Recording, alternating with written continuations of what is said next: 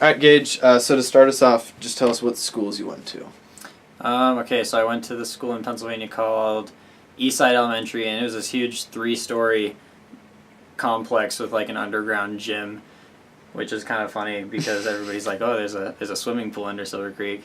That's not real. And then I moved from there. From third grade, I moved to here, and I went to Alpine for the second half of that year, which was just crazy. I could swear that school was for people who had anger management issues, so I didn't fit in there very well. But they're like elementary school kids. Yeah, they are. So they're like tiny little balls of anger.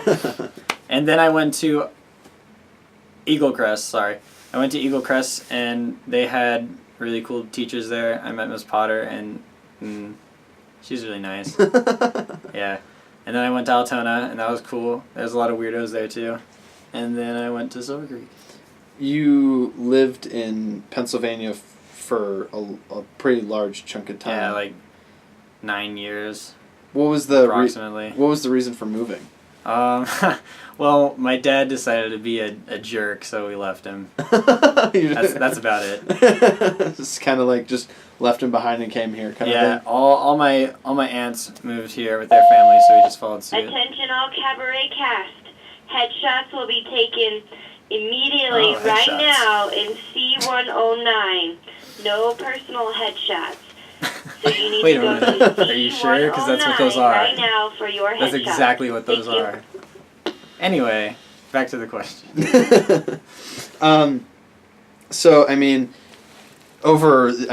you kind of went through after your time in Pennsylvania and things like that. You kind of just went along with the natural flow of things in terms of like schooling. So like Eagle Crest, Altona, Silver Creek, and wouldn't you say you've definitely like sort of made a name for yourself? Like, I mean, people kind of know. I mean, everyone knows who you are. Like, I don't think anyone would be like, "Who's Gage?" Like, everyone knows who Gage is.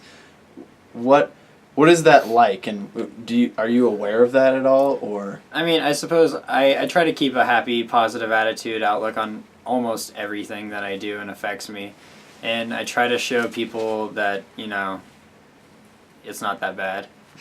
Honestly, like everything. Like we just got through a pretty heavy documentary, like literally 5 minutes ago. Yeah. And I guess I was the first guy to be like, "Whoa, yeah, over what's next?" So I mean, you didn't. I mean, you came over here, and despite the reasoning behind why you go to school here, did you enjoy your time at Eagle Crest, Altona, and Silver Creek? Or do you kind of wish things had worked out over in Pennsylvania? I mean, I definitely appreciate the transition to Colorado because I got to spend a lot more time with my family and my cousins. And I got to learn, like, how to adapt to different situations really quickly because of, I had to drive from Pennsylvania to here and I had to say bye to my dad and I had to make new friends. I mean, I'm in touch with all my old friends from Pennsylvania, but I appreciate, learning how to live here in Colorado. Yeah, I get it. What have been some of your favorite memories going through the different going through like Eagle Crest, Altona, and Silver Creek? I was really into rocks at Eagle Crest. And, yeah, right? Okay. Funny. All right. And so I collected a bunch of rocks, and it was really cool. I went out to this one rock store in Estes, and I bought like these cool gemstones that were really expensive, and on hindsight, I probably should have just saved that money. But so yeah, I got really into collecting these rocks, and that was really cool to me because I remember I would just go outside, and those like pebble fields that would be all over the place in the parks and whatnot. I would just sit there and look at all the rocks. Just sort of sift I would sift through all these rocks, and man, people thought I was crazy, but I was having the time of my life. And then, I guess, after that, moving to Altona, I just learned how to do so many different cool things, through the art of modern education. I learned what math was, and I learned how to read a book for real, like not just look at the words. But I learned how to process information a lot more efficiently, and I guess that just affected me a lot too. I mean, it's not anything important or fun, but it was really neat. Right. And then going into high school, I started off high school on a really bad foot, I feel like. Why? I don't know. I was a total bro. I ditched my glasses for contacts. I joined the football team. I tried to be a real big dude. That didn't work out. Yeah, you didn't do football after the first year. Oh yeah, I totally broke my back. That wasn't even a joke. Like my back was actually bruised. I chipped I don't know which one it was called. I chipped one of my spinal columns. And so I was out for the rest of the season. Everybody remembers that. That was a great time. When you chipped your columns. That was a great time for me. Well, I mean, yeah, you were pretty much broken the whole time. Yeah. I mean, and then you ended up having to leave. I mean, you can't regret it really because you couldn't, but do you wish you would have been able to play? I mean, do you wish like things had worked out better and you would have been able to play football longer? Honestly, it would have changed who I am today, and probably not, because I appreciate where I am. Do you during your while you've been here, you've done a lot of stuff with like the more eccentric side of the school, I guess. So like the Alexes and the Armands and things like that. What sort of I mean, and this can be with them or it can be with whoever you spend your time with. But what sorts of things have you done, or what sorts of situations have you found yourself after school? Or this is mostly hanging out with like kids like Bronson Thomas and Connor Christopherson. But right. There's this one time when Connor, he swung by my house. He's like, "Hey, do you want to go on an adventure with me?" And I was like, "Yeah, sure, let's do it." And so he said, "Okay, put on some like pants and stuff, like get dressed for the night." And I was like, "All right, whatever." So we're driving down like Sunset Street or whatever it's called. And he pulls over into this parking lot. It's like 1 a.m. And he's like, "Okay, grab the hatchet. Let's go over here." And there's this big fence. And he's like, "Oh, okay, we can just sneak around it." And I was like, "What are you doing?" So we hike along. This was right after the flood, too. So we hike along this strip of land that's in the middle of the river that's hugely overflowed. And so we're walking. And he's like, "Okay, you're going to have to jump over here. I hope you're okay with getting your shoes wet." So we jump over there. And then he starts hacking away at this barbed wire fence. And I'm like, "What the heck are you doing?" So he gets this fence done with. He opens it up a little bit and he goes, "Okay, this is a little bit tricky, but you're gonna have to bear with me. Hold this up, let me under, and I'll hold it up." And I felt like we were sneaking out of some kind of like camp or prison. Like a concentration camp. Honestly. And so he does it, and I still actually have a scar on my leg from the barbed wire getting me, and it was crazy because I was bleeding, and he's like, "Don't bleed on the, they're gonna see, and they're gonna be like, wait, who's this kid?" And so it turns out they were building this huge salt mill, I guess. It was like this really big complex, and so he's like, "Okay, shh, there's people," and the lights were on, and he's like, "Okay, that's cool, it'll just add to the danger factor." I was like, "Connor, you're an idiot." And so we climb up on top, and we have to kind of like hop over because everything was like, there was trees fell over and stuff, and everything was kind of dangerous, I suppose. So we had to climb up the side of this tree that fell over and hop onto the big traction thing that went up to the very top. And as we were hiking up this really steep incline, we heard the doors open and closed under us, so we kind of like got on our stomachs and waited, and we watched the dude walk. You were like stuck in this huge complex. We're stuck on this like tractor belt going all the way up to the and there's the like roof. People milling around all over the place. And so it's like 1 a.m, this guy's truck lights come on, and we're trying to hide on this, we're plain in sight, and so the dude drives off. And then there's nobody there but us, so we climb up to the very top, and we just look out, and we can see almost all of Longmont, and it's awesome. That's crazy. And then, so we were like, okay, we've had enough time up here. So we climbed down, and the door was unlocked to the place. And inside, it was just all white walls, because they were still furnishing the place. It was brand new, and so we go in there, and then we hear another door open. So we climb through the window, sprint back to his car, and we go home. And you're just kind of casually walking down the hallway. Yeah, and you hear the door, and then just bolt. It was terrifying. Did he ever? Was there any sort of? Did he like warn you at all what you guys were gonna be doing, or was he just like, "We're gonna go do this"? Yeah, and he was like, "Hey, you want to go on an adventure?" I was like, "Sure, dude, let's do it." Just went along. But yeah, like they've sometimes have gone to like the sugar mill and stuff, and explored. But then another crazy time, everybody remembers when Honza was here, right? Who? Honza. Vaguely. Czech Republic. So when he was here, his last day here, we were like, "Yeah, let's do something that'll remember, and you can go home and tell his family."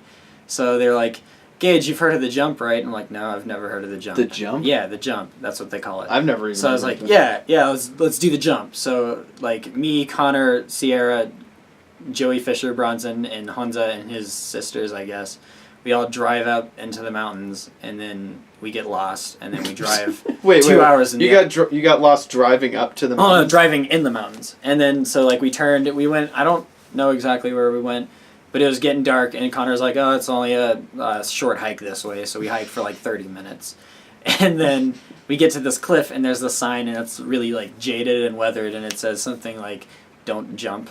Yeah, like real crazy. What? So like everybody starts stripping and getting in their swimsuit stuff. So I was like, all right, yeah.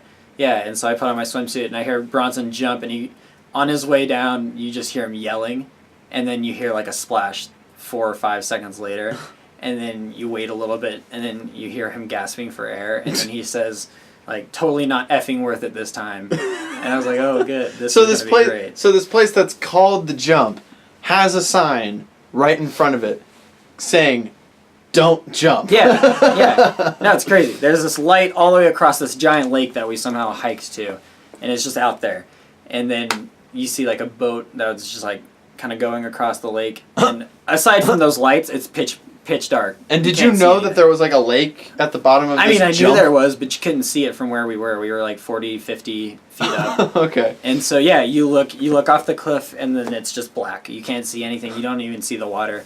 And so another person goes, and then I was like, yeah, I'll do it. So I ran and I jumped, and I was waiting, like I could think about it. I was waiting for when I was going to hit the water. You were just kind of floating in the dark. I did the whole, like, I put my hand on my crotch, and I put the other hand like on my face or whatever, and I hit the water, and it made the loudest splash I think I've ever heard.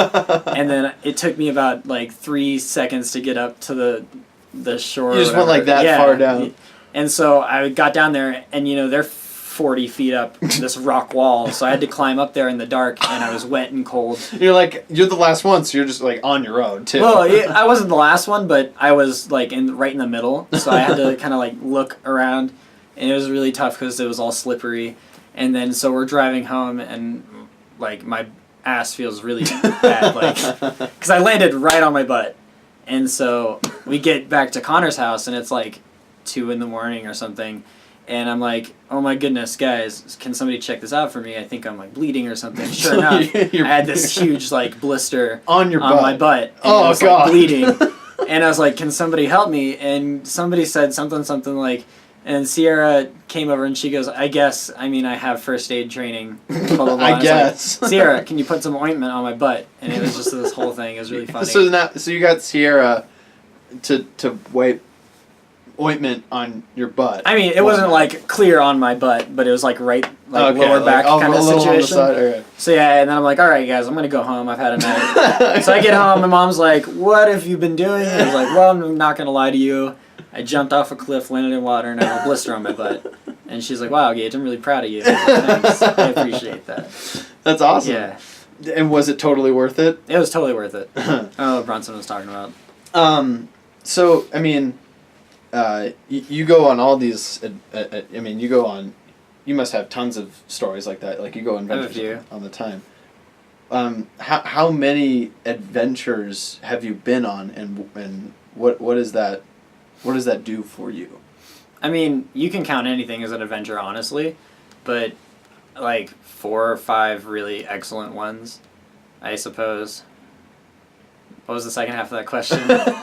Well, I mean, like, for you specifically, what does it mean for you what's it like to go out on an adventure?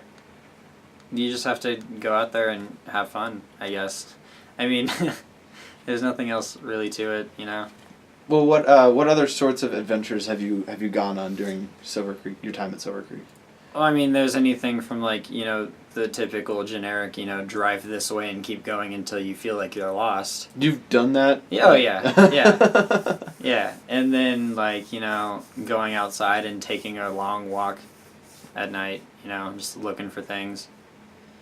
You also, so during your time here, you were, and at Altona too, you've been really into orchestra and violin. Yes. Has it just been orchestra, or are you interested in all aspects of music? All aspects of music, yeah. And is music what you hope to pursue as a career, or? I wouldn't say as a career, I'd say as a pretty solid hobby, probably. Well, what do you hope to do after high school? I want to be an English teacher. I want to teach creative writing, stuff like that. I feel like that'd be fun. What makes you want to be a teacher? Because I mean that must take that's it's very noble. Yeah. But it's very specific. Like it takes a very specific kind of person to want to teach kids. Well, I mean, it's a kind of combination of a lot of things. I mean, I'm a Christian. I go to church. I have a youth leader. He's really cool. But he told me one time, and this was at a really low point in my life, he told me, you know, Gage, you're a natural leader, and you're gonna either lead people to a good path or to a really bad path. And he said, I hope that's a good path. And he gave me this card thing, and it said, you know, teach a class. And so I worked on it, and I ended up, you know, doing a tutoring thing through violin and stuff for not very very long, but it really, you know, opened my eyes and I was like, wow, you know, teaching would be a cool thing. And then that was like sophomore year, and then junior year and senior year currently, I met a lot of really influential people who are also teachers, and you know, they say it's not so much about money or anything, it's about you know, leading, it's about teaching and furthering other people's lives, because you know, education is one of the most important things for success, at least. Do you, I mean, I'm sure you plan to continue going on as many adventures as possible, but do you see like the experiences that you've gained from all these different adventures as something that you can use when you become a teacher? Yeah, I think so. I think, you know, the whole idea about, you know, not knocking it till you try it or whatever is important, but also that, you know, you have to get out and live when you're our age, you know. It sucks when you're just tied down all the time. Well, to close out, you had mentioned when you told that story about jumping off a cliff that, I mean, when you got home and you told your mom about that, she said she was proud of you. Yeah. And that's not what most people, that's not what most parents would say, Yeah. but your mom has definitely been very supportive of you in general, but also of you going out and doing whatever, really, like within reason. But what is that like to have someone, a parent especially, who is willing to let you, basically, to let you go on these adventures? What does that mean to you, and do you hope or see yourself being able to emulate something like that? I mean, I love my mom. She's a wonderful person. You know, she has a crazy history, and I'm her only son, and so she, you know, she definitely has that protective feeling over me. But she said, you know, you need to go out and experience life, because, you know, when I was your age, I was on my own. And like she did, she moved out at 15. Wow. And she tried her best to live. She went to college. She had me when she was in England. You know, she definitely lived. And so she wants me to be able to have that sense of like young adult freedom, I guess. And what has that been like for you? Pretty neat, I'd say. I mean, she's very strict, but it's within reason, you know. But I guess freedom is nice to have. And do you hope to be able to emulate what she's been able to do for you? Definitely, yeah.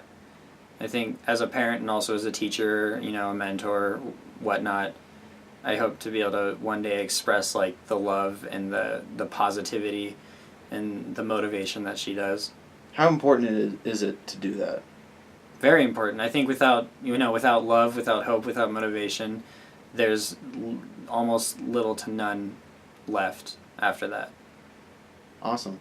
Well, Yeah. Thank you, Gage. Appreciate it.